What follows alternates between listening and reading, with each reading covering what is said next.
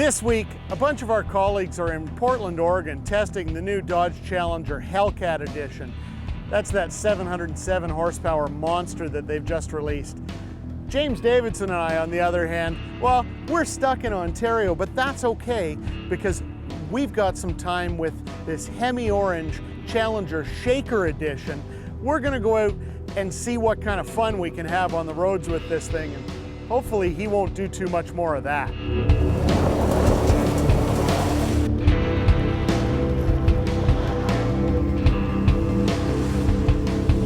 This is actually my first experience in a Challenger, to tell you the truth. Were you even born when the first car, when they still existed? Absolutely not, no. Oh man, No. Am I ever old?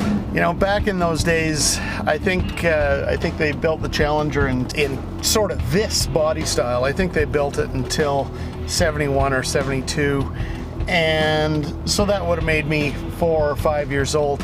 But I remembered the cars, and in high school, I had buddies driving muscle cars and a guy that drove a Challenger. They were part of my life.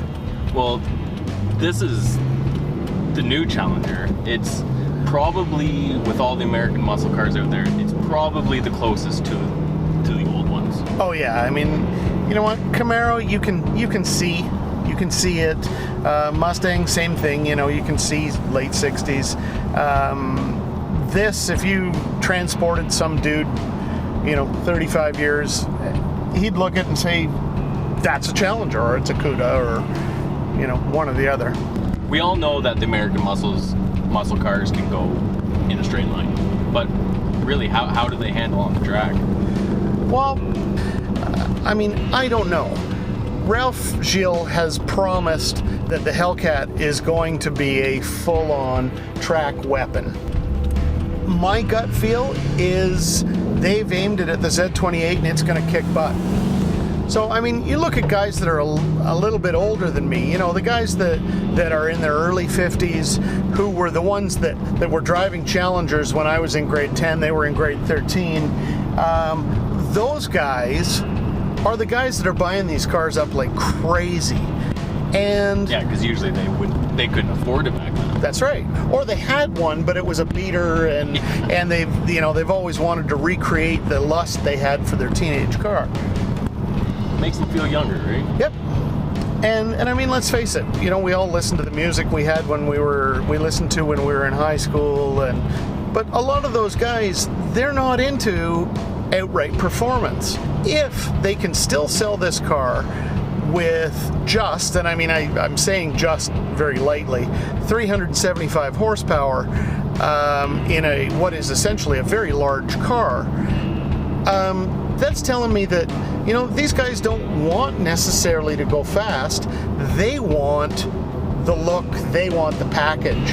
But now that they've launched Hellcat, those of us that want more, we're getting it. Yeah, absolutely. Yeah. All right, you ready for a try? Yeah, let me have a go at this puppy. Okay, sounds good. That was your first time behind the wheel of a Challenger. What did you think? Well, it's got the sweet growl to it, and especially with the shaker hood, you feel like you're in a muscle car for sure. Like you feel badass. Let's just say that. Definitely. Fun for me, because I've never grown up, is driving around in first and second gear, terrorizing. Yeah, pissing off your neighbors pretty much. Yep, exactly. But you know what? Like most muscle cars, it does have not the greatest interior. They're very, very basic. I like the fact that they're basic. Well, they didn't have that much stuff in them in the 70s, right? No, exactly.